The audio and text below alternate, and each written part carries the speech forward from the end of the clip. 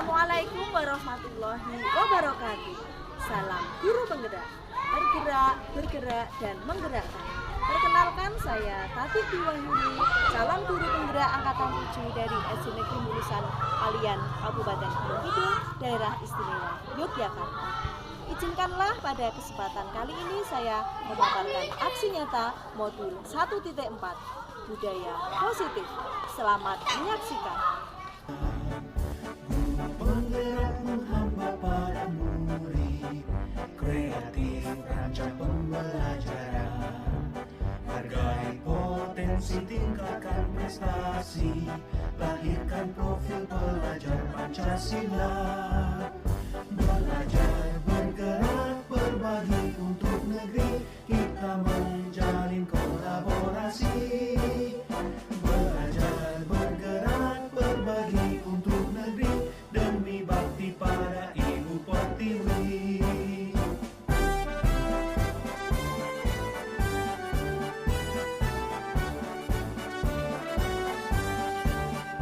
Bulatkan tekad, kuatkan hati, negeri ini memanggilmu kawan. Belajar, bergerak, berbagi untuk negeri, guru penggerak majukan pendidikan. Guru penggerak menghamba pada murid, kreatif rancang pembelajaran, hargai potensi, tingkatkan prestasi, lahirkan profil pelajar Pancasila. Belajar, bergerak, berbagi untuk negeri, kita menjalin kolaborasi. Belajar, bergerak, berbagi untuk negeri, demi bakti pada Ibu Pertiwi. Belajar, bergerak, berbagi untuk negeri, kita menjalin kolaborasi. Belajar, bergerak, berbagi untuk negeri, demi bakti pada Ibu Pertiwi. Demi bakti pada Ibu Pertiwi.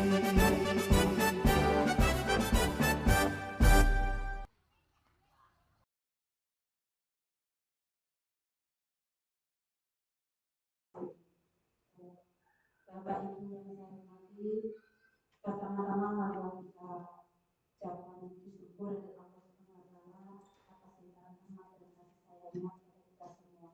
Shalawat serta salam yang kita haturkan kepada junjungan kita Muhammad sallallahu alaihi wasallam, semoga kita dapat syafaatnya di yaumul qiyamah nanti. Perkenalkan, di sini saya akan menyampaikan susunan acara yang akan kita lalui pada siang hari ini. Untuk acara yang pertama yaitu pembukaan. Acara yang kedua sambutan dari Bapak Kepala Sekolah SD Negeri Mulusan. Acara yang ketiga materi diseminasi. Acara yang keempat tanggapan dan tanya jawab. Acara yang kelima lain-lain, dan acara keenam yaitu penutup. Itulah susunan acara yang akan kita lalui pada siang hari ini. Untuk acara yang pertama pembukaan. Marilah kegiatan pada hari ini kita buka dengan membaca Al-Quran.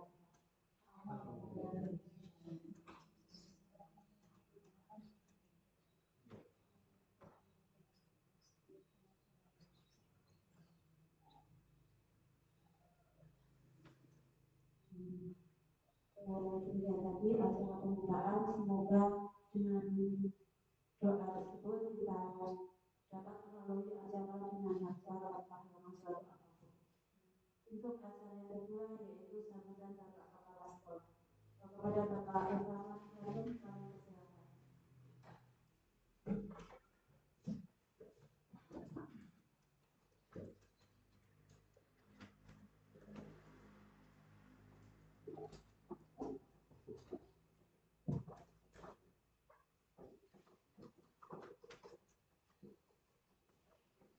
Assalamualaikum warahmatullahi wabarakatuh. Alhamdulillahilladzi hadana li hadza wa ma kunna linahtadiya laula an hadana Allah. Asyhadu an la ilaha illallah wa asyhadu anna Muhammadar Rasulullah. Rabbi shrah li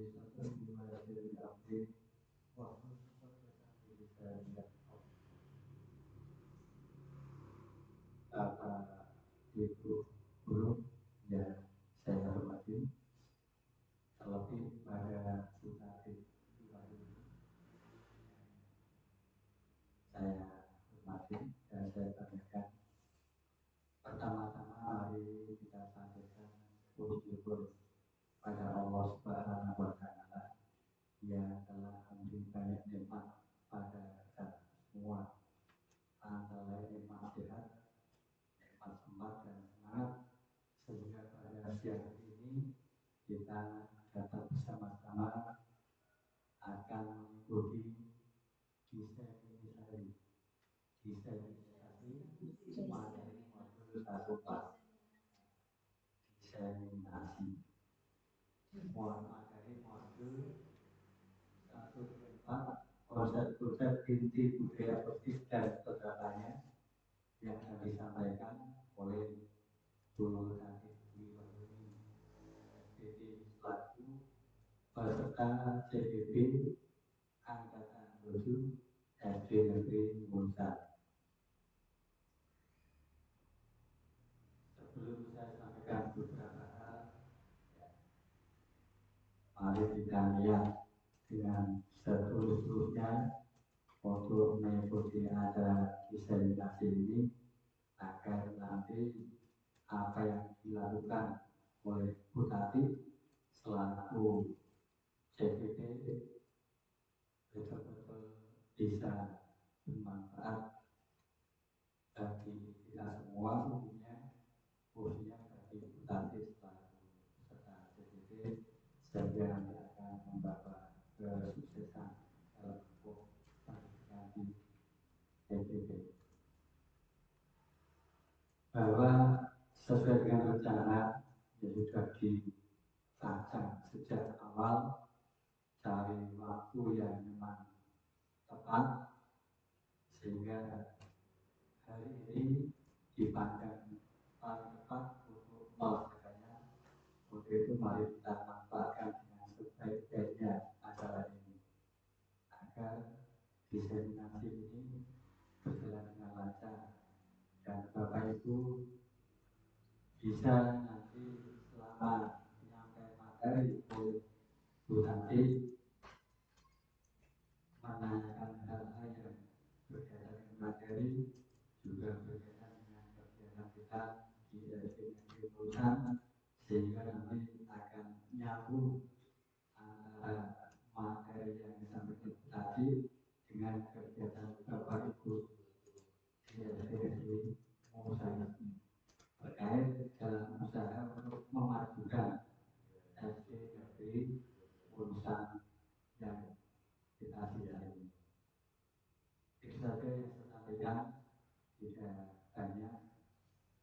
Monggo selamat mengikuti pelaksanaan diseminasi ini. Mudah-mudahan kita bisa memahami dan kemudian nanti akan menerapkan dalam kita melayani anak-anak didik kita. Waktu saya kembalikan pada pembelajaran, ada saya maaf. Wassalamualaikum warahmatullahi wabarakatuh. Waalaikumsalam warahmatullahi wabarakatuh.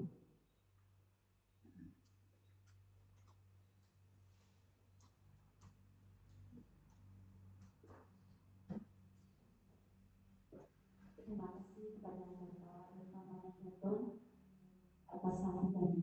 Untuk acara selanjutnya yaitu materi diseminasi. Kepada Ibu Tati Diwali SPD kami persilakan.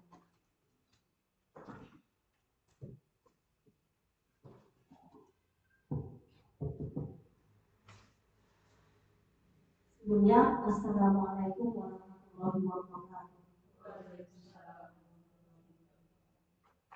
Yang terhormat Kepala Sekolah SD Munsa dan yang saya hormati Bapak Ibu Guru SD Negeri Munsa.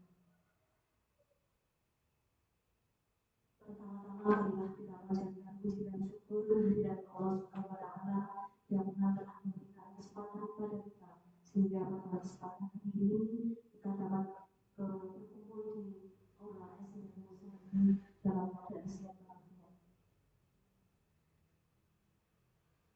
Di sini saya akan menyampaikan atau diseminasi terkait dengan ilmu maupun materi yang sudah saya dapatkan selama saya mengikuti pendidikan guru penggerak angkatan 7 pada tahun 2023 ini.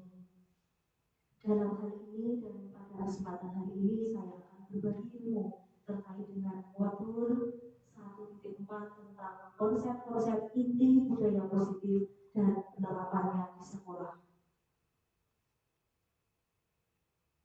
Saya ucapkan selamat datang Bapak Ibu Guru SD Jurusan yang berbakat.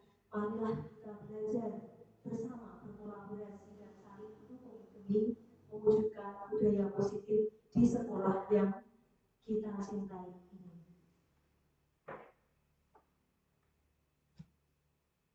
Materi yang saya dapatkan selama saya mengikuti pendidikan guru penggerak di modul 1.4 tentang budaya positif.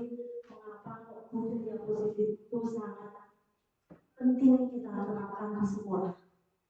Bapak Ibu Guru yang saya hormati, tentunya Bapak Ibu Guru sudah lama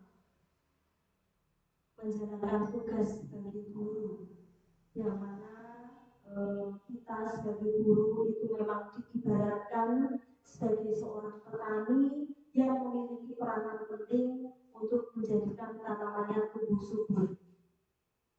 Kita perlu memastikan bahwa tanah tempat tumbuhnya tanaman adalah tanah yang cocok untuk ditanami. Dalam hal ini, sekolah tempat di mana kita bertugas itu diibaratkan sebagai tanah tempat kita bercocok tanam, sehingga seorang guru perlu mengusahakan agar sekolah menjadi sebuah lingkungan yang menyenangkan, kemudian aman, nyaman untuk bertumbuh serta dapat menjaga dan melindungi setiap murid dari hal-hal yang kurang bermanfaat atau bahkan mengganggu perkembangan potensi murid yang selama ini kita hadapi di sekolah. Itu adalah alasan mengapa budaya positif itu harus kita terapkan di mana kita menjalankan tugas sebagai seorang guru. Nah, yang selanjutnya, apa yang menjadi tanggung jawab seorang guru itu? Tanggung jawab kita sebagai seorang guru itu adalah bagaimana kita itu menciptakan suatu lingkungan positif yang terdiri dari warga sekolah yang saling mendukung, saling belajar maupun saling bekerja sama, sehingga nanti akan tercipta kebiasaan-kebiasaan yang baik yang ada di sekolah. Kemudian dari kebiasaan-kebiasaan baik itu akan menumbuhkan sebuah karakter baik bagi warga sekolah, terutama kita sebagai seorang guru itu harus mampu melaksanakan kebiasaan baik kepada peserta didik kita yang nanti akan menumbuhkan karakter, dan dengan karakter dari kebiasaan-kebiasaan yang baik itu nanti akan membentuk suatu budaya sekolah yang positif. Itu adalah tanggung jawab kita sebagai seorang guru dalam memberikan pelayanan kepada peserta didik kita. Nah, budaya positif itu apa? Mengapa budaya positif itu penting kita terapkan di sekolah, di mana kita menjalankan tugas dalam memberikan pelayanan kepada murid. Budaya positif itu, Bapak Ibu Guru, itu adalah nilai maupun keyakinan maupun kebiasaan di sekolah yang berpihak pada siswa, agar siswa itu tumbuh dan berkembang menjadi pribadi yang bertanggung jawab, kritis, dan penuh hormat.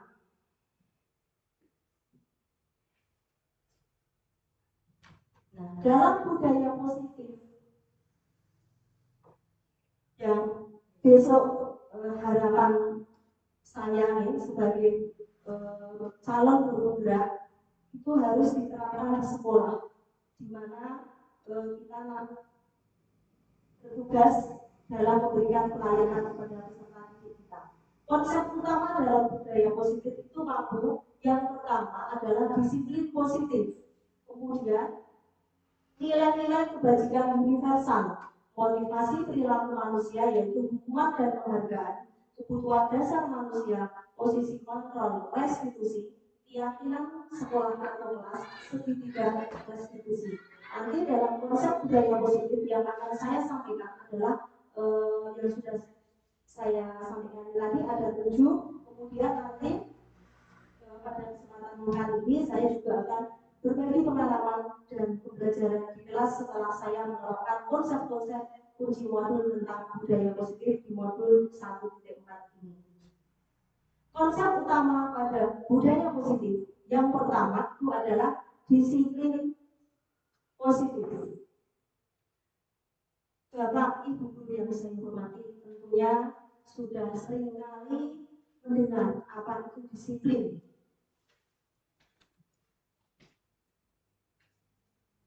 Apa arti dari disiplin itu Pak Bu?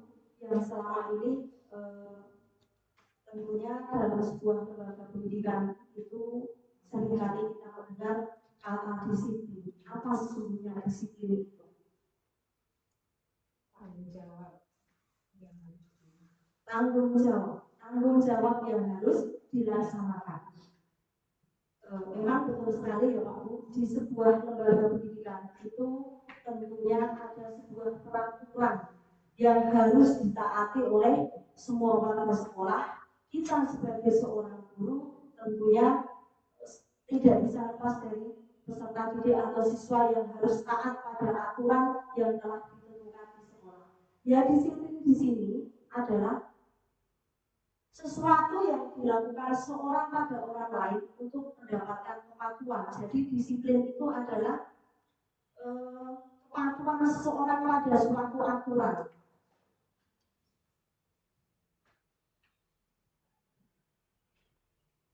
Yang selanjutnya, apa itu disiplin positif?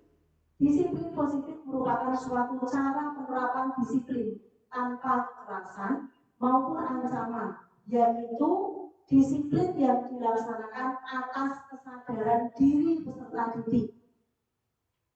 Diharapkan nanti peserta didik dapat melaksanakan hal-hal positif baik di lingkungan sekolah maupun lingkungan keluarga dengan penuh kesadaran tanpa adanya paksaan atau ancaman dari pihak manapun. Jadi kita sebagai seorang guru harus menerapkan sebuah disiplin positif yang mana kita harus memberikan motivasi anak itu melakukan atau taat pada aturan atau disiplin itu tumbuh dari dalam diri anak itu sendiri, tidak karena takut dengan hukuman maupun nanti akan diberikan penghargaan dari Bapak Ibu guru. Tapi yang ditekankan di sini, marilah disiplin positif ini kita terapkan untuk anak didik kita yang terbangun dari dalam diri anak atau peserta didik kita. Disiplin positif di sini harus dilaksanakan dan ditanamkan sejak dini.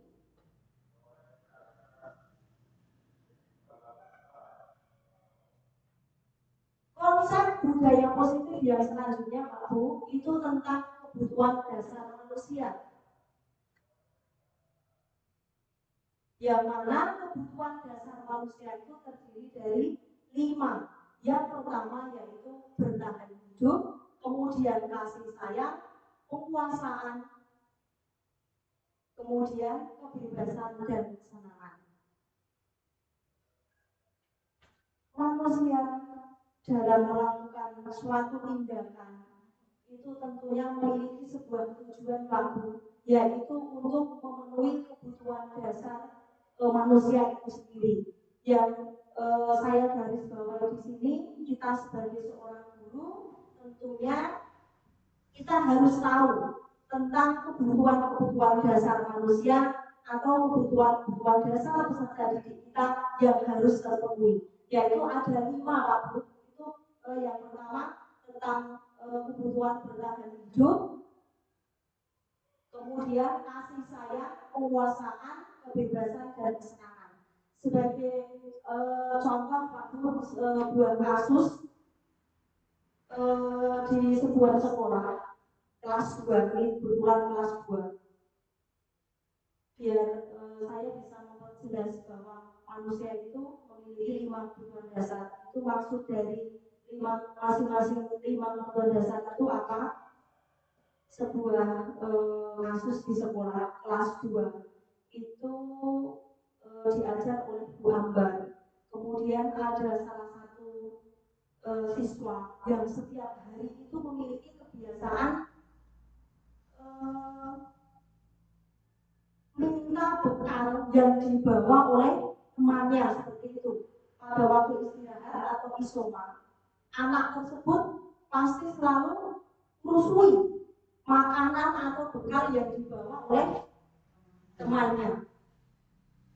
Kemudian beberapa siswa itu melapor sama Bu Ambar bahwa anak ini setiap hari itu minta makanan saya, Bu, seperti itu.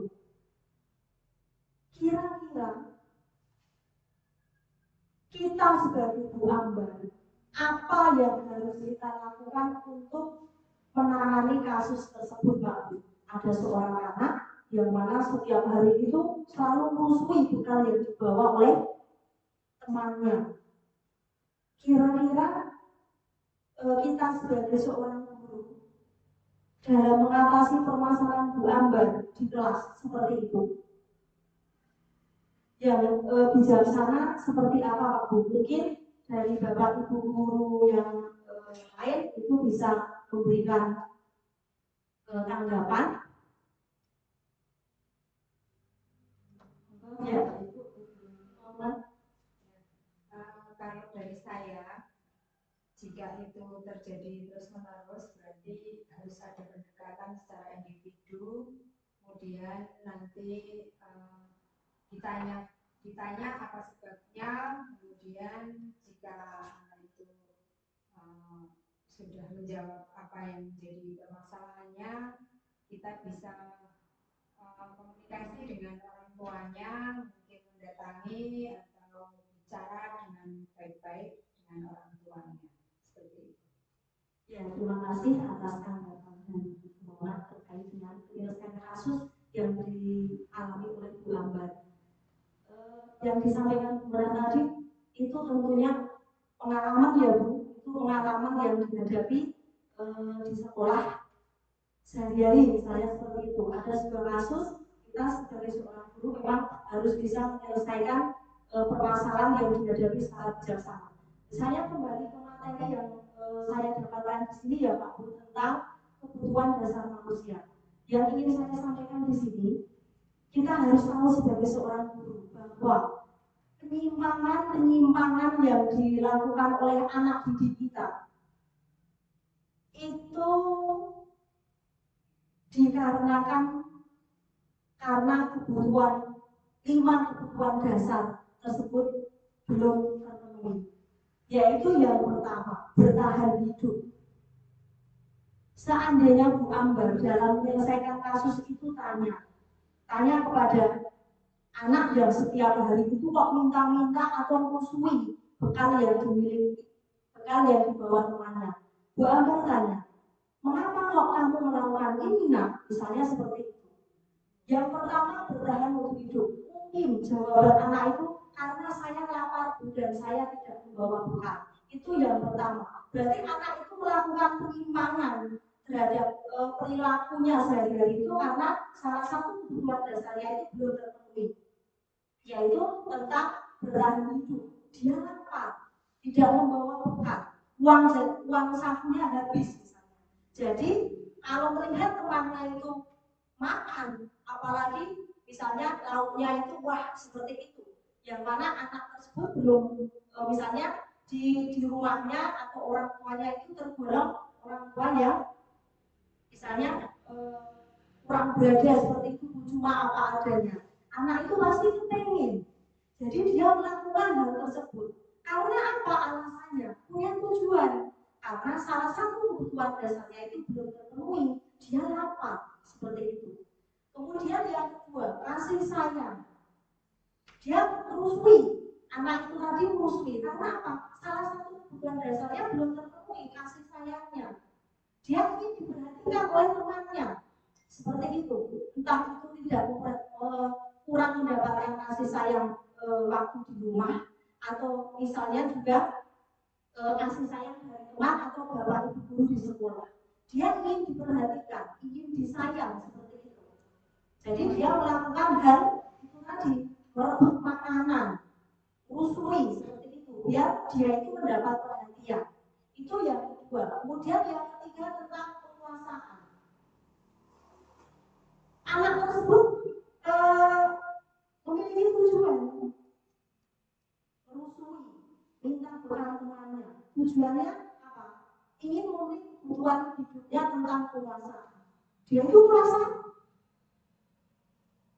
kuasa, dia merasa kuasa. Aku hebat, bisa melakukan hal tersebut. Dan apa? Kancaku wedi. Dia menguasai, ingin menguasai temannya, seperti itu. Terus yang selanjutnya kebebasan. Dari kasus yang Bu Ambar tadi, kebutuhan dasar manusia tentang kebebasan, mungkin anak yang tadi melakukan penyimpangan di kelasnya itu karena dia itu merasa sama-sama membawa Tuhan, tapi ternyata apa? Dia itu tidak merasa bebas, hanya mengikuti bekal apa yang dibawakan oleh orang tuanya.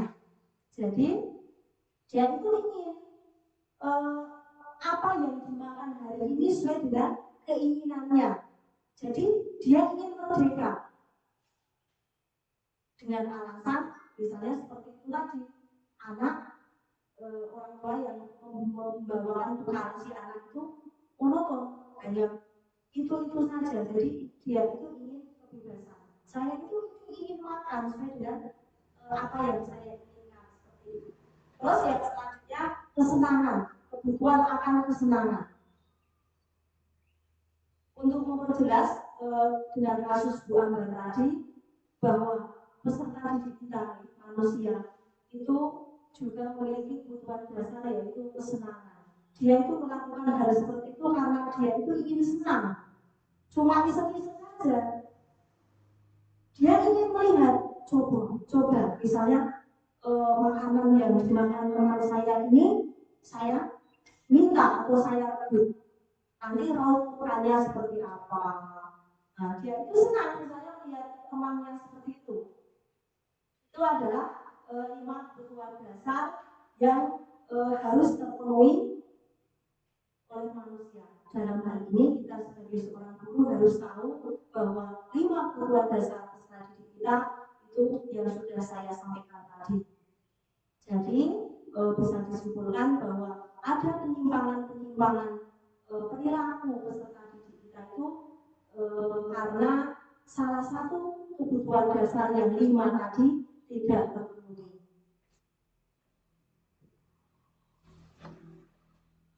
Kemudian konsep budaya positif yang selanjutnya yaitu tentang motivasi perilaku manusia. Menurut Diana Johnson dalam bukunya seorang pendidikan ya Pak Bu, itu menyatakan bahwa ada 3 motivasi perilaku manusia. Jadi kalau yang saya sampaikan tadi tentang 5 kebutuhan dasar, sekarang konsep yang selanjutnya tentang motivasi perilaku manusia. Jadi manusia, kita sebagai seorang guru, tentunya peserta didik kita itu melakukan sesuatu atau berperilaku itu karena adanya suatu motivasi. Motivasi yang pertama yaitu untuk menghindari ketidaknyamanan atau hukuman. Kemudian untuk mendapatkan imbalan atau penghargaan dari orang lain. Dan yang ketiga untuk menjadi orang yang mereka inginkan dan menghargai diri sendiri dengan nilai-nilai yang mereka percaya. Jadi peserta didik kita atau manusia itu melakukan sesuatu itu karena adanya motivasi untuk menghindari ketidaknyamanan atau hukuman. Maksudnya di sini waktu jika anak itu berperilaku, dia itu memiliki tujuan agar tidak mendapatkan hukuman atau dia itu merasa nyaman seperti itu. Kemudian yang kedua, motivasi atau dorongan tentang perilaku manusia itu yang kedua, itu karena ingin mendapatkan imbalan atau penghargaan dari orang lain. Misalnya peserta didik kita itu melakukan hal atau melakukan suatu tindakan itu karena dia mengharapkan suatu imbalan maupun penghargaan dari kita atau guru seperti itu. Yang terakhir itu menjadi orang yang mereka inginkan dan menghargai diri sendiri dengan nilai-nilai yang mereka percaya. Motivasi yang ketiga ini adalah motivasi yang timbul dari dalam diri anak itu sendiri. Nah, dalam motivasi perilaku manusia tentunya untuk yang motivasi pertama menghindari ketidaknyamanan. Kalau anak itu misalnya melakukan suatu pelanggaran atau tidak disiplin, pasti dia akan mendapatkan hukuman. Dia merasa tidak nyaman. Melakukan suatu tindakan dengan alasan tidak mendapatkan hukuman itu merupakan motivasi yang timbul dari eksternal atau orang lain dan biasanya itu dalam jangka pendek ya Pak Bu. Kemudian yang kedua, melakukan suatu tindakan dia itu tidak ingin melanggar aturan karena apa? Dengan tujuan biar saya itu mendapatkan imbalan atau penghargaan dari guru misalnya seperti itu. Itu juga eksternal Pak Bu. Dan yang dianjurkan di sini, marilah kita sebagai seorang guru kita membangkitkan motivasi pada peserta didik kita, yaitu motivasi yang timbul dari dalam diri anak tersebut.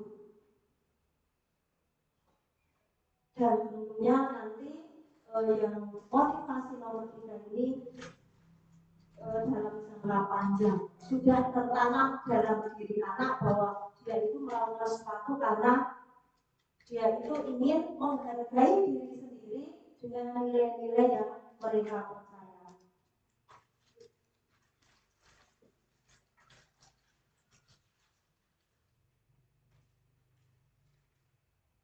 Kemudian yang selanjutnya Pak Bu, di sini saya sampaikan tentang konsep disiplin dan identitas gagal.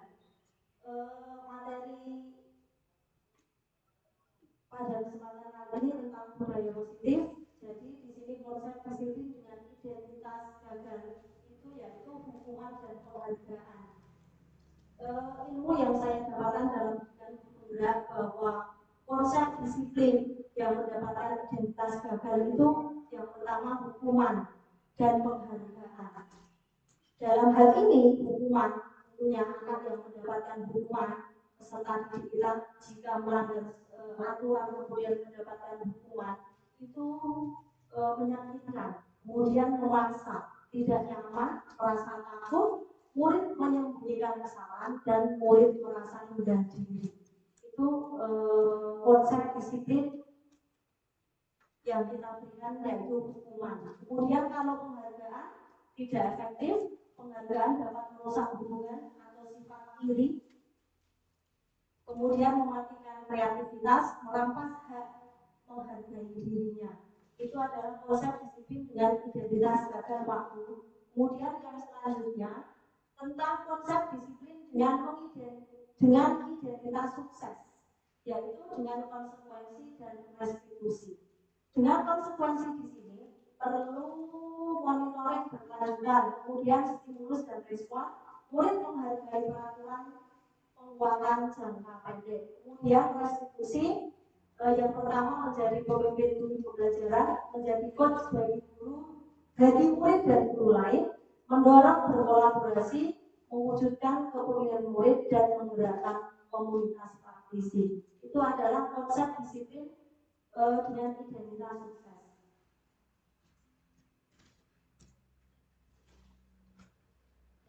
Yang selanjutnya, kita sebagai seorang pendidik, tadi sudah saya sampaikan bahwa ada hukuman, ada penghargaan, kemudian ada konsekuensi dalam pendidikan guru penggerak yang saya dapatkan.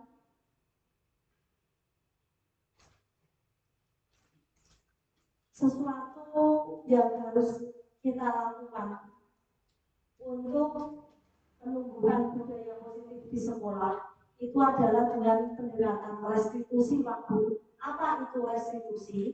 Restitusi adalah proses menciptakan kondisi bagi murid untuk memperbaiki kesalahan mereka sehingga mereka bisa kembali pada kelompok mereka dengan karakter yang lebih kuat.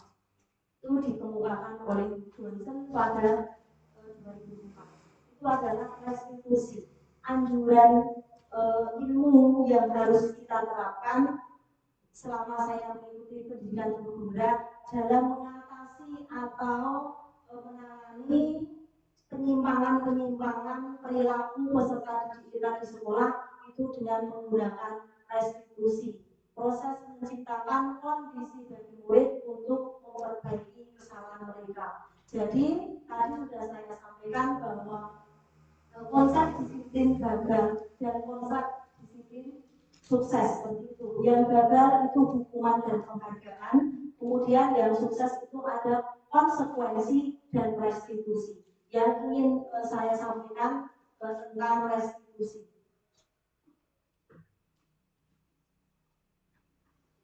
Ciri-ciri dari pendekatan restitusi itu yang pertama, bukan untuk menebus kesalahan, namun bagaimana memaknai kesalahan sebagai suatu pembelajaran. Kita harus memberikan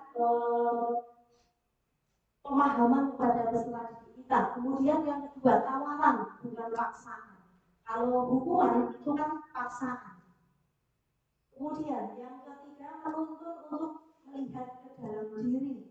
Kemudian mencari kebutuhan dasar yang mendasari tindakan. Jadi kita harus tahu peserta didik kita itu melakukan penyimpangan perilaku sehari-hari di sekolah. Itu kita harus mengidentifikasi kebutuhan dasar apa yang belum terpenuhi seperti itu. Kemudian 5, fokus pada karakter bukan pada tindakan. Kemudian fokus pada solusi dan restitusi memperbaiki hubungan. Itu adalah ciri-ciri pendekatan restitusi. Kemudian yang selanjutnya, perbedaan hukuman, konsekuensi dan restitusi. Bapak Ibu yang saya hormati, perbedaan hukuman, konsekuensi dan restitusi sini. Yang pertama hukuman. Hukuman itu sesuatu yang meyakinkan harus terjadi. Murid atau anak akan tersakiti. Model paksaan mendorong menyalahkan diri dan hukuman itu yang membuat adalah guru.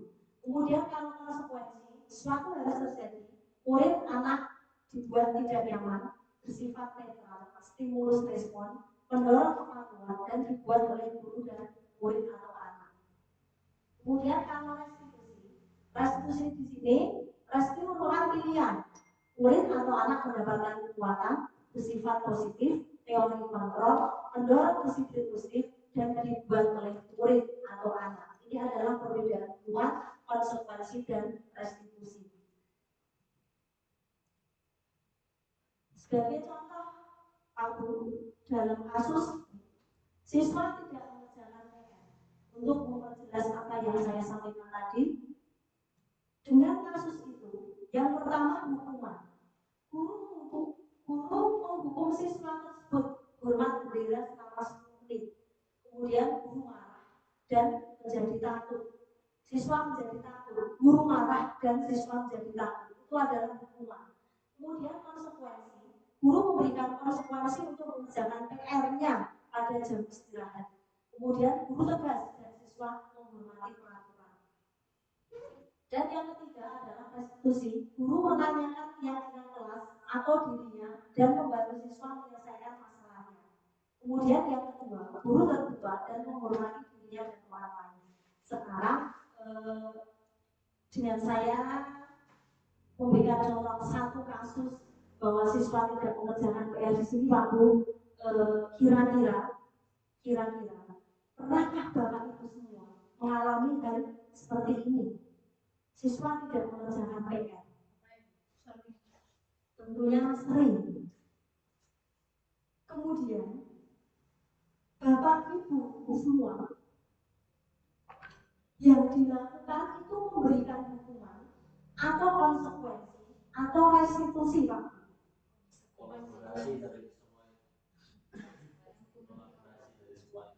Ada yang kolaborasi, ada yang betul-betul hukuman. Mungkin kalau hukuman sekarang tidak ya Pak, soalnya nanti akan ke orang tua.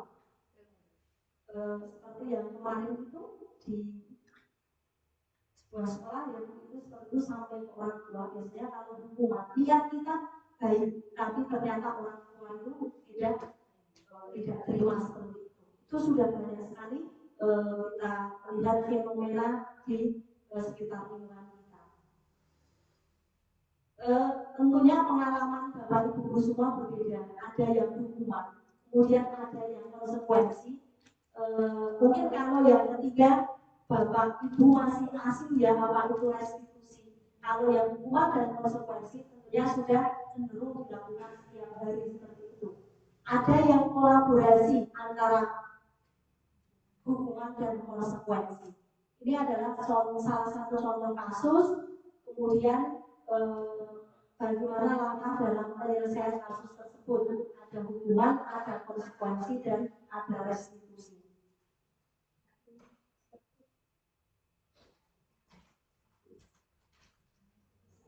Yang selanjutnya Pak Bu, di sini ada posisi kontrol restitusi. Tadi sudah saya sampaikan bahwa restitusi itu apa? Yang dianjurkan kita lakukan dalam menciptakan sebuah budaya positif. Jadi proses yang akan menumbuhkan motivasi dalam diri anak agar motivasi itu anak itu melakukan suatu tindakan tidak karena dia itu takut dengan hukuman atau ingin mendapatkan penghargaan, tapi biar nilai-nilai kebajikan yang sudah dipercayai itu bisa diterapkan dan motivasi itu bisa timbul dalam diri anak tersebut. Di sini ada posisi kontrol restitusi. Ada 5 posisi kontrol aku. Yang pertama yaitu memberi hukuman, kemudian membuat rasa bersalah. Yang ketiga teman, yang keempat pemantau, dan yang kelima manajer. Di sini saya ingin menanyakan sebuah video untuk memperjelas tentang 5 posisi kontrol dalam restitusi.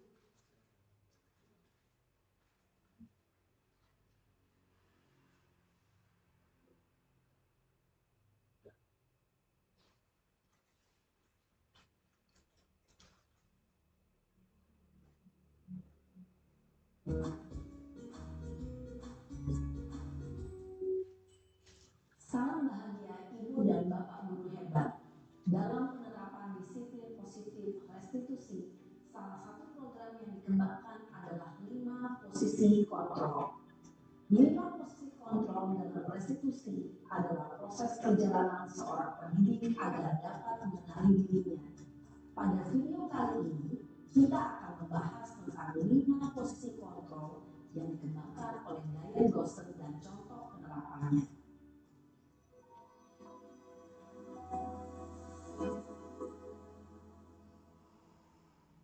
Lima posisi kontrol itu adalah 1.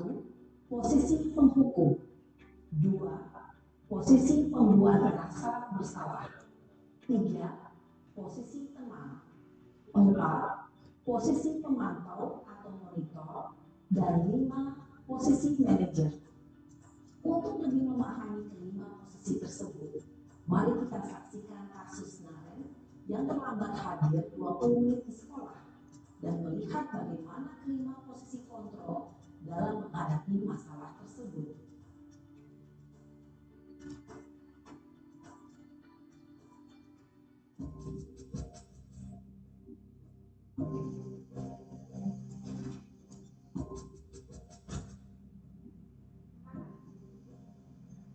Naren, sini kamu. Selamat pagi Bu. Selalu terlambat. Kamu deh, pasti terlambat. Maaf Bu, Saya Apa? Apa coba? Alasan kamu apa lagi? Kapan sih kamu tidak terlambat? Malas sekali ya kamu jadi anak. saya Dasar pemalas. Gak kapok-kapok sih kamu. Sudah berapa kali terlambat? Sana, kamu keliling lapangan basket 2 kali. kenapa saya harus ke lapangan basket, Bu? Kenapa? Kamu lawan ibu. Berani-beraninya jawab. Sudah terlambat, masih berani jawab pula. Sekarang, keliling lapangan basket 5 kali sekalian. Biar kapok. Cepat. Pergi sana ke lapangan basket. Posisi penghukum biasanya berbicara dengan nada tinggi, menghardik, menunjuk-nunjuk, menyakiti, dan menyindir. Hukuman bisa berupa fisik maupun psikis. Ibu dan bapak guru hebat. Dampak yang terjadi pada murid ketika guru berada pada posisi penghukum adalah murid cenderung akan memberontak, bahkan menyimpan dendam.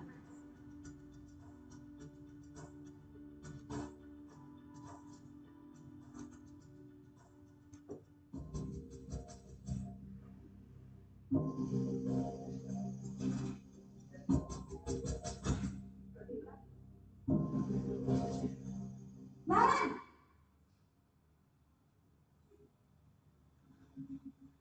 Selamat pagi, Bu. Naren, kamu kenapa terlambat lagi, nak? Ya Tuhan, Naren, kamu senang ya bikin ibu susah ya? Kalau kamu terlambat lagi, nanti ibu yang ditegur bapak kepala sekolah, nak. Disangka ibu tidak bisa membina kamu. Duh, gimana ini? Maaf, Bu. Duh, Gusti Naren, kamu suka ya kalau ibu ditegur bapak kepala sekolah? Terus, sekarang ibu harus tulis apa yang di buku absen? Ini kamu sudah sering terlambat loh. Ibu harus apa coba? Maaf, Bu. Maaf sekali. Ya sudah, lain kali jangan bikin ibu susah lagi ya nak ya. Ibu tidak akan kuat lagi kalau kamu begini terus. Bisa jantungan kalau ibu tegur bapak kepala sekolah. Sana cepat ke kelas. Maaf ya, Bu. Maaf sekali. Posisi pembuat rasa bersalah berbicara dengan nada tenang, cenderung lembut. Namun kata-kata yang diutarakan membuat murid merasa menjadi orang yang gagal, memandang buruk dirinya sendiri, merasa tidak berharga, dan tidak sanggup membahagiakan orang lain. Ketika guru mengambil posisi pembuat rasa bersalah, murid akan menganggap dirinya yang bersalah dan ia akan menyimpan emosi negatif tersebut di dalam dirinya.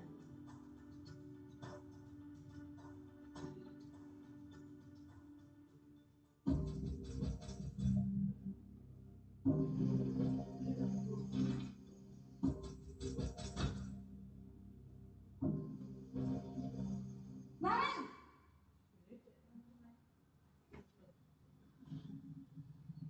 Selamat pagi, Bu. Wah, sudah jam berapa ini nak? Terlambat lagi ya sayang. Iya, Bu. Habis ibu saya lupa membangunkan saya, Bu. Kamu malah menyalahkan ibu kamu. Kamu bukannya anak yang larinya paling kencang. Kok terlambat sih? Iya, Bu. Saya memang terlambat bangun tadi. Jadi, biarpun saya lari kencang, tetap nggak kekejar, Bu. Ya sudah sana. Nanti lain kali larinya lebih kencang lagi ya. Biar gak terlambat lagi. Bikin senang ibu. Demi ibu. Bisa kan? Bisa lah, Bu. Ya sudah sana masuk kelas. Ibu beresin urusan absen kamu. Kamu ini ada-ada saja. Dalam posisi teman, guru berbicara dengan nada suara ramah, akrab, cenderung bersenda gurau untuk menjaga suasana tetap santai. Murid akan merasa senang, aman, dan akrab dengan guru. Identitas yang tercipta adalah identitas sukses atau berhasil. Namun, perlu diingat, Karena ini masih dorongan eksternal, maka ada faktor ketergantungan dari murid kepada orang tertentu. Di sini guru absennya, sehingga di lain waktu murid bisa berperilaku baik, namun hanya kepada orang-orang tertentu saja.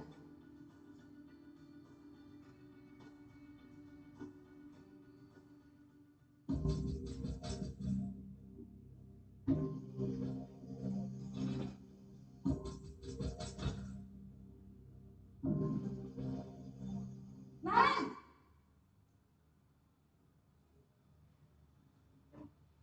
Selamat pagi, Bu. Naren, apa peraturan sekolah kita tentang jam berapa kita harus masuk sekolah, Nak? Kita harus di sekolah jam 7, Bu. Iya, betul. Sekarang sudah jam 7.20. Naren sudah tahu konsekuensinya jika terlambat hadir. Paham, Bu. Saya harus tinggal kelas pas jam istirahat selama 20 menit. Iya, benar. Konsekuensinya demikian. Jadi nanti jam 9.30 pas istirahat, kamu harus tinggal di kelas, kerjakan tugas tambahan untuk ketertinggalan kamu, ya. Baik, Bu. Posisi pemantau mengandalkan penghitungan atau data untuk mengontrol murid.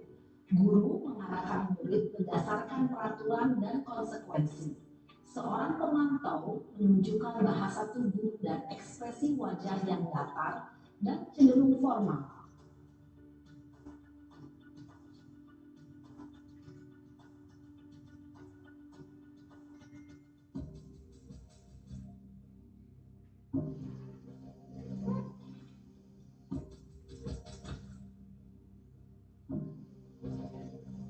Naren!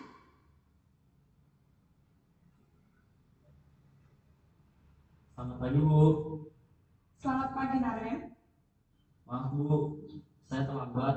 Iya, sekolah masuknya jam 7, sekarang sudah jam 7.20. Jadi sekarang bagaimana ini, Naren? Maaf, Bu. Saya lupa setel alarm saya semalam. Baiklah, menurut kamu, keyakinan sekolah yang mana yang perlu kamu tingkatkan? Menghargai diri sendiri dan orang lain mungkin, ya, Bu. Setuju. Jadi, apakah Naren meyakini prinsip saling menghormati tersebut? Iya, Bu. Saya meyakininya. Apakah Naren bersedia memperbaiki masalah keterlambatan ini? Bersedia, Bu. Bagaimana kamu akan memperbaiki masalah keterlambatan ini? Saya akan coba untuk tidak lupa menyetel alarm saya, Bu. Baik, kalau Naren lupa menyetel alarm di rumah, ada orang yang kira-kira bisa bantu mengingatkan tidak? Ada, Bu. Kakak saya, Kak Emma. Ada lagi selain Kak Emma? Selain Kak Emma, ada ibu saya. Baik, jadi yang mengingatkan Naren adalah Kak Emma dan ibu kamu, ya? Kira-kira akan mulai set alarm kapan, Naren? Setelah pulang sekolah, akan segera saya lakukan. Baik, jadi Naren akan setel alarm untuk bangun besok pagi dan akan diingatkan oleh kakak dan ibunda Naren, ya? Ada lagi yang mungkin perlu dilakukan, Naren, agar tidak terlambat bangun lagi? Tidak ada, Bu. Baik, Naren, terima kasih untuk kerjasama kamu. Sekarang kamu perlu kembali ke kelas untuk belajar. Baik, Bu. Terima kasih. Posisi manajer adalah posisi kontrol yang disarankan untuk membimbing murid memiliki sikap disiplin yang positif, yaitu murid yang mandiri, bertanggung jawab, dan dapat memecahkan masalah. Tujuan dari posisi ini adalah agar murid dapat berefleksi atas tindakannya. Guru akan dengan tulus memberikan pertanyaan-pertanyaan bermakna, sehingga membuat murid dapat belajar dari kesalahannya dan mencari sebuah solusi untuk menyelesaikannya. Ibu dan Bapak guru hebat, setelah mengamati adegan kelima posisi kontrol tadi, kira-kira posisi mana yang paling ideal? Posisi mana yang dapat menunjang motivasi intrinsik murid? Ya, tentu posisi manajer. Posisi ini memang posisi ideal yang ingin dituju setiap pendidik. Pada posisi inilah, guru dapat menerapkan disiplin positif yang berpihak pada murid, yang memerdekakan murid. Perjalanan seorang pendidik tentunya tidak mudah untuk sampai pada posisi seorang manajer. Namun, Tujuan kita pasti, yaitu menciptakan murid-murid yang mandiri, merdeka, dan bertanggung jawab. Semoga penggambaran 5 posisi kontrol yang telah diperlihatkan ini dapat menjadi ajang refleksi bagi kita semua, agar dapat terus mengasah dan menerapkan disiplin positif yang memerdekakan murid. Mari terus berlatih dan bersemangat. Selamat menerapkan. Salam dan bahagia, Ibu dan Bapak Guru. Hebat.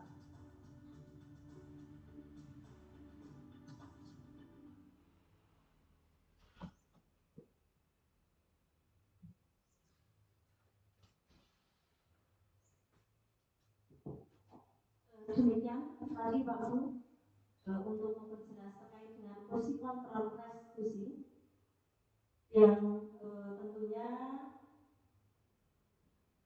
bisa diterapkan untuk menciptakan suatu budaya positif di sekolah kita.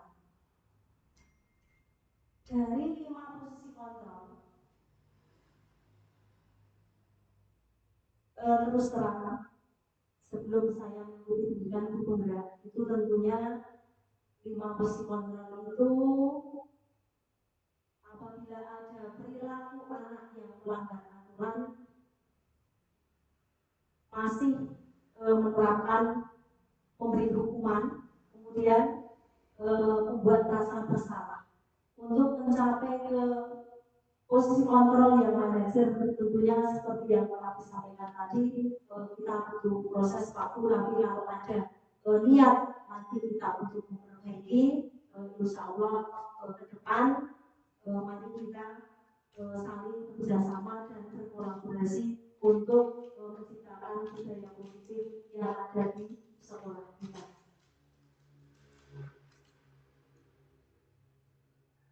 Tentang posisi kontrol tadi sudah jelas ya Pak di video. Kemudian untuk yang selanjutnya itu tentang keyakinan kelas. Dalam menciptakan suatu budaya positif, tentunya kalau sebuah sekolah di sekolah kita itu memang sudah ada aturan yang disepakati dan kita sudah tahu peraturan siswa maupun warga sekolah seperti itu. Ya kita sebagai seorang guru untuk menciptakan sebuah budaya positif dari peraturan sekolah yang sudah ada, tentunya kita harus membuat keyakinan kelas. Apa itu keyakinan kelas? Keyakinan kelas adalah nilai-nilai positif yang masih secara umum yang sudah menjadi kesepakatan bersama semua anggota atau semua siswa baik tersurat maupun tersirat. Keyakinan kelas bersifat abstrak, universal, dibuat dalam bentuk positif, tidak terlalu banyak sehingga mudah diingat. Semua anggota ikut serta dalam pembuatan dan pelaksanaan karena merupakan kesepakatan bersama. Untuk menciptakan suatu budaya positif, tentunya kita sebagai seorang guru kita harus membuat suatu kesepakatan kelas, yang mana kesepakatan kelas itu harus melibatkan siswa. Tidak serta-merta kita sebagai seorang guru membuat suatu keyakinan kelas kemudian memaksa anak untuk melaksanakannya. Namun kita secara bersama-sama dengan siswa harus membuat sebuah keyakinan kelas. Yang selanjutnya, dengan keyakinan kelas yang telah kita buat untuk menciptakan sebuah budaya positif, jika nanti ada suatu pelanggaran atau penyimpangan perilaku peserta didik kita, dianjurkan kita harus melakukan segitiga restitusi. Apa itu segitiga restitusi? Tadi ada dalam video 5 posisi kontrol, tentunya Bapak Ibu semua sudah jelas terkait dengan bagaimana cara kita menangani penyimpangan terhadap perilaku siswa kita yang melanggar keyakinan atau peraturan kelas yang telah kita buat. Yang pertama, dalam segitiga restitusi dalam kita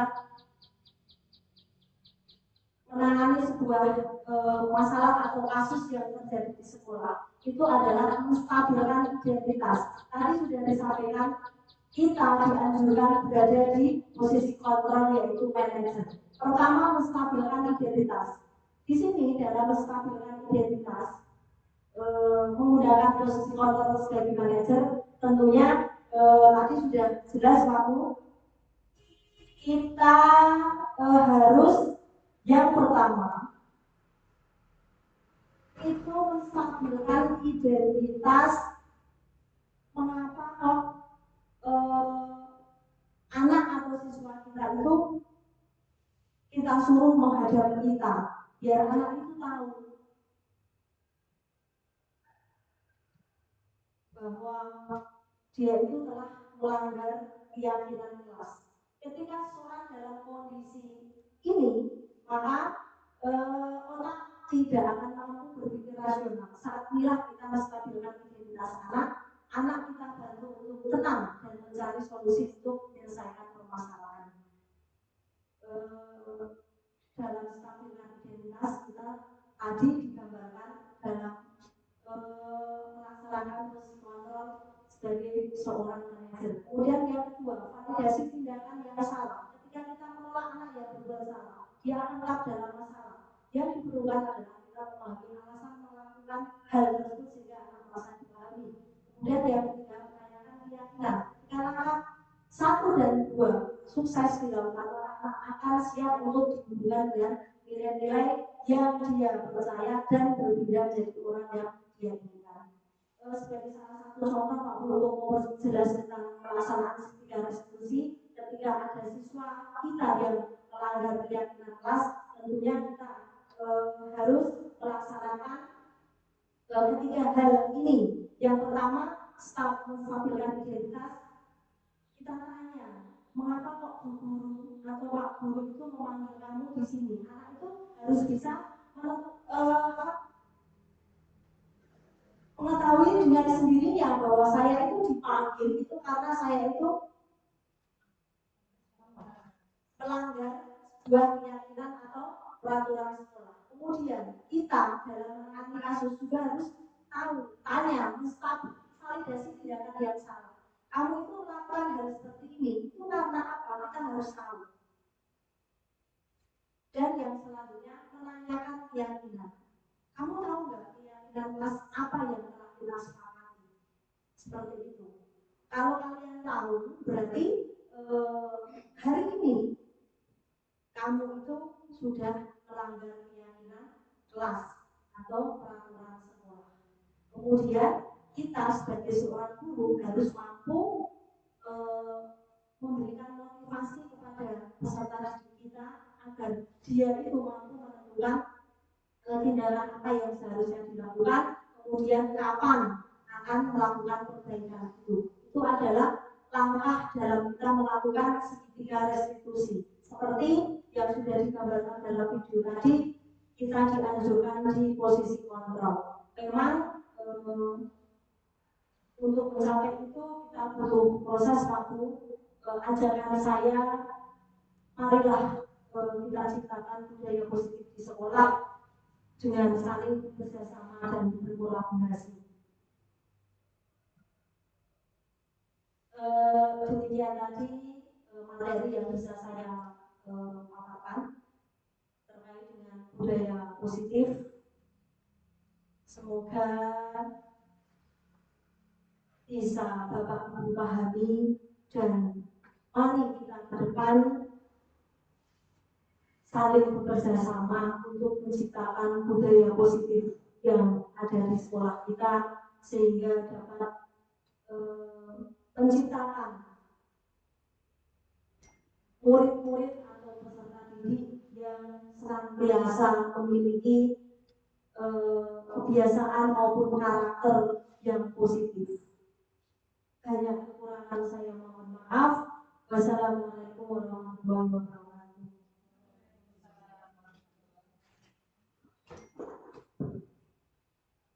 Demikian tadi destinasi yang disampaikan oleh Ibu Tujuan ini SPD. Banyak sekali paparan yang kita dapatkan dan tentunya sangat-sangat bermanfaat bagi kita semua. Dari kita menganggap bahwa sekolah kita ini adalah ladang kita, milik kita, dan bagaimana kita mau menggarapnya itu tergantung kita.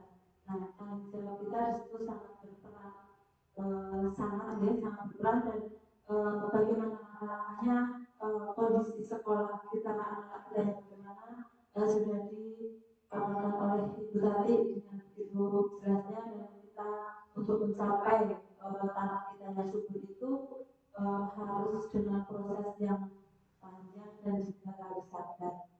Oke, Bapak Ibu, monggo untuk acara selanjutnya yaitu tanggapan dan tanya jawab.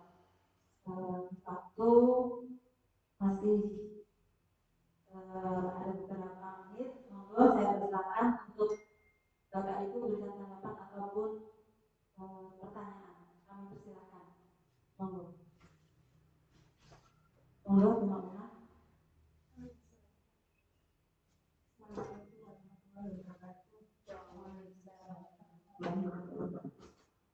Yang mau saya tanyakan ketika tadi menyampaikan tentang hukuman ketika terjadi kesalahan untuk anak kita, yang tepatnya seperti apa karena masih menjadi perdebatan atau menurut berbagai juri-juri.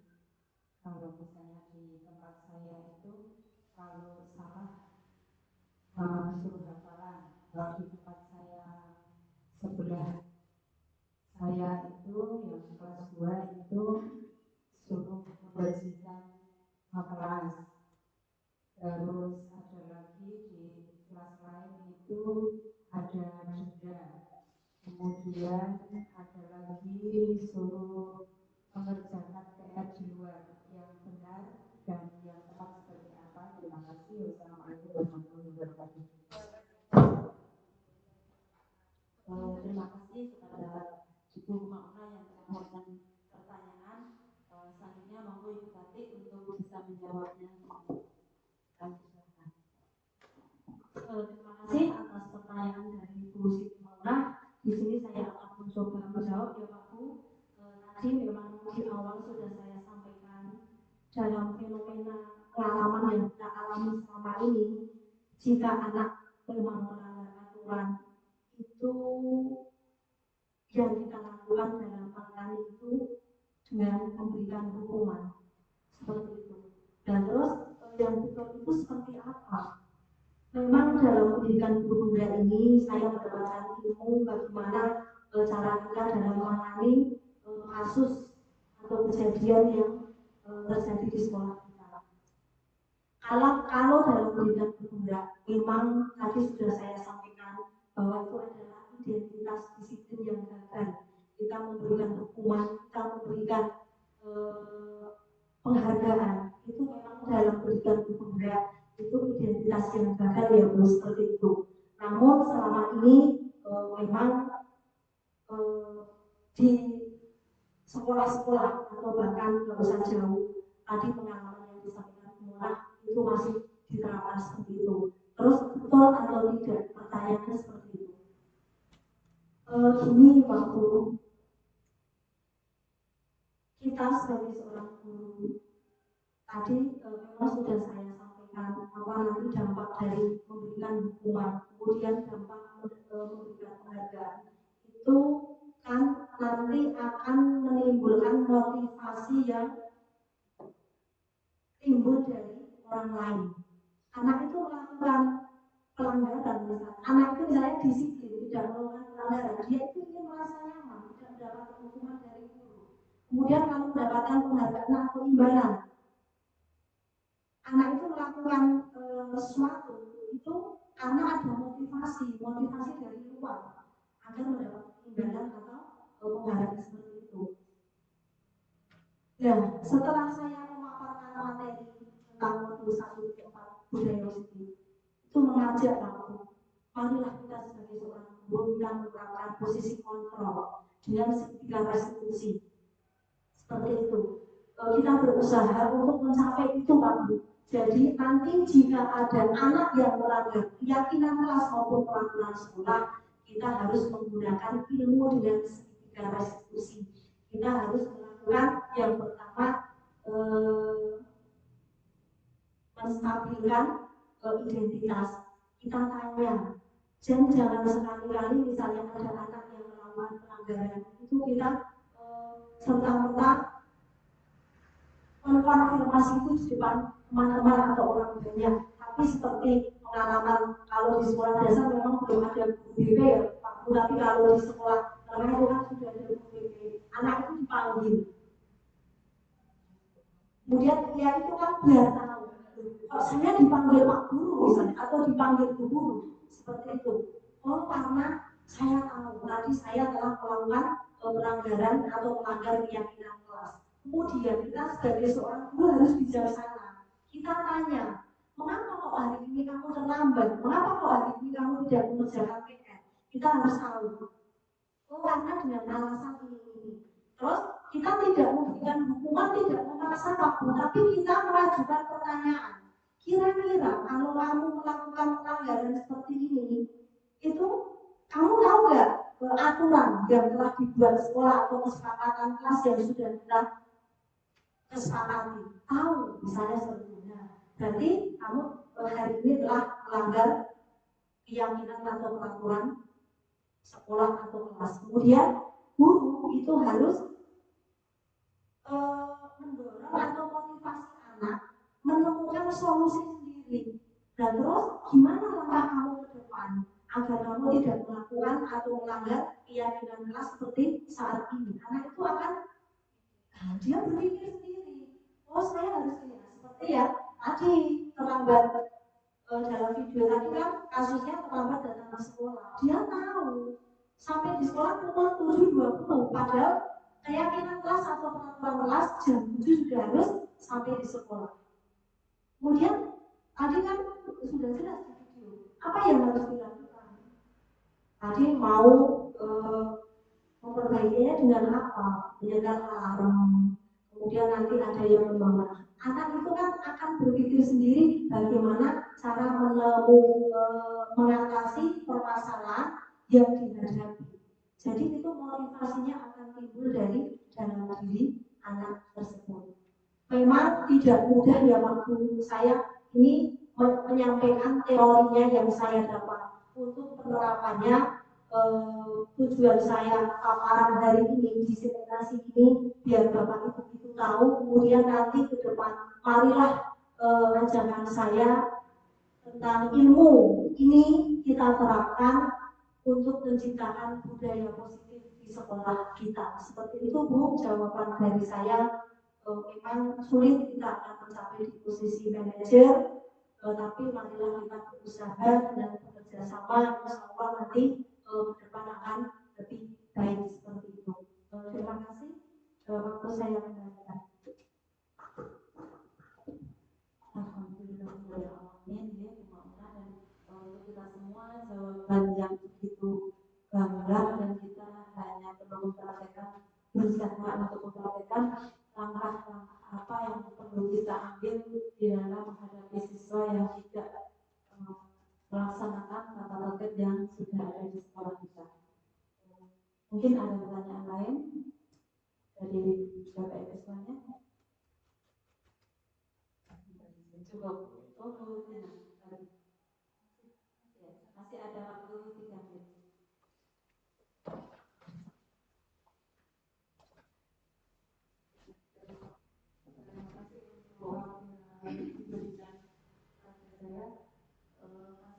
Hubungannya dengan tadi yang ditanyakan keuangan, edukasi kalau misalnya anak itu melakukan pelanggaran, dan terus kalau misalnya seperti yang saya hadapi misalnya itu anak-anak itu saat pembelajaran itu tidak tertib, kami sendiri. Kalau seperti itu kita menertibkannya bagaimana? Kalau misalnya anak-anak itu sering ganggu temannya. Terus kalau misalnya kita kalau tadi penyelesaiannya anak-anak yang melakukan pelanggaran tadi tidak boleh ditanyai di depan teman-temannya. Dan terus saat itu langkah kita bagaimana? Mungkin itu saja Bu. Oke, terima kasih Bu Dina pertanyaan dan masih ada hubungannya di pertanyaan satu. Monggo Ibu Jati kami persilakan. Terima kasih atas pertanyaan yang diberikan saya ya Bu dari Bu Dina tentang kasus atau kejadian yang dihadapi Bu Dina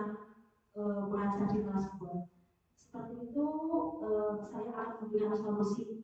Memang kalau dalam bidang pemuda yang sudah saya sampaikan tadi ya Bu. Jadi Bu, permasalahan seperti itu yang pertama.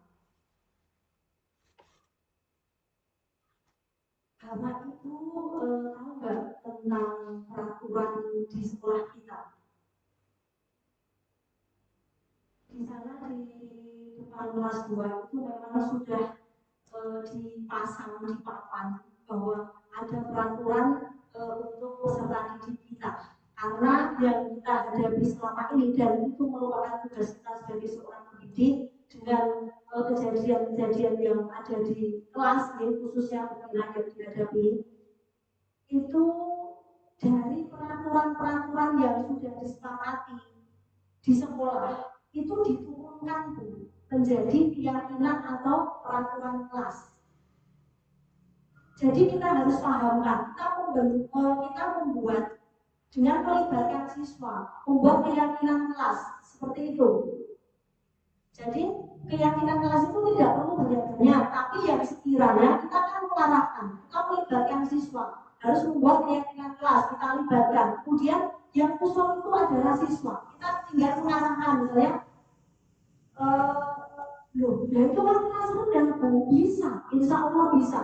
Kelas 1, kelas 2 nanti membuat keyakinan kelas dari peraturan sekolah diturunkan dari keyakinan kelas, kita berusaha dengan keyakinan kelas itu. Nanti apakah yang kita harapkan itu akan tercapai? Kita libatkan. Kemudian kalau nanti kita melibatkan dalam membuat keyakinan kelas, kita pajang di dalam kelas seperti itu. Kesepakatan yang sudah disepakati antara guru dan siswa itu memang salah satu usaha untuk menciptakan budaya positif itu tadi. Dan tadi Bu Mira juga, dan terus misalnya itu saat pembelajaran Bu, terus bagaimana kalau kita itu tidak boleh langsung menegur atau menangani tentang penyimpangan anak itu di hadapan teman-temannya. Nah, marilah kita ciptakan kelas memang kalau saya tidak mengalami ya Bu, tapi setidaknya kalau kita berusaha, yang pertama kita menguasai kelas, kemudian itu bisa masuk dalam keyakinan kelas yang dibuat Bu. Misalnya selama pembelajaran berlangsung, siswa itu harus bagaimana itu nanti dimasukkan ke dalam keyakinan kelas yang dibuat. Dan itu kalau sudah menjadi keyakinan kelas, otomatis semua siswa di kelas itu harus melaksanakan. Dan untuk penanganan kasus atau penyimpangan anak tadi memang nanti pada saatnya atau jam istirahat, jangan pada waktu kaget itu terus kita langsung misalnya menegur atau bagaimana seperti itu. Nanti pada waktu istirahat kita validasi, menstabilkan tindakan yang dilakukan di kelas tadi. Mungkin seperti itu Bu, kita membuat keyakinan kelas dulu, kita sepakati antara guru dan siswa, kemudian nanti keyakinan kelas itu dipasang di kelas yang siswa itu bisa membaca. Kemudian untuk penanganannya memang dianjurkan itu seperti yang sudah saya sampaikan tadi, jangan di hadapan anak-anak yang lain. Kalau kita menegur saja mungkin kan itu sudah kewajiban kita selama kita menjadi guru di kelas maka seperti ini. Tetapi nanti dalam penanganannya itu biar besok tidak mengulangi lagi, adalah kita berusaha melaksanakan dengan cara yang tidak restitusi tadi. Kita tanya alasannya apa, kemudian nanti karena kamu itu sudah melanggar keyakinan kelas, berarti langkah perbaikan yang harus kamu lakukan apa, terus akan kamu mulai kapan, misalnya seperti itu. Mungkin jawaban yang bisa saya berikan itu Bu, waktu saya kembalikan. Terima kasih jawabannya. Berarti semoga Bu Tina dan kita semua bisa mengatasi apa yang selalu kita hadapi di dalam kelas kita, dan harapan kita apa yang disampaikan Bu tadi dapat kita laksanakan. Tadi tanggapan dan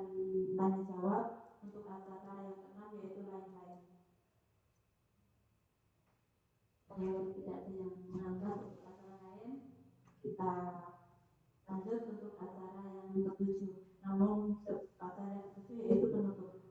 Namun sebelum acara saya tutup, dari kegiatan diseminasi ini kita bisa menyimpulkan, kita banyak mendapatkan ilmu dari Bu Tati dan ajakan beliau untuk menjadikan pelajaran kita, sekolah kita ini bisa melaksanakan budaya positif dengan harapan nanti kebaikan-kebaikan di sini akan muncul dengan berkolaborasi.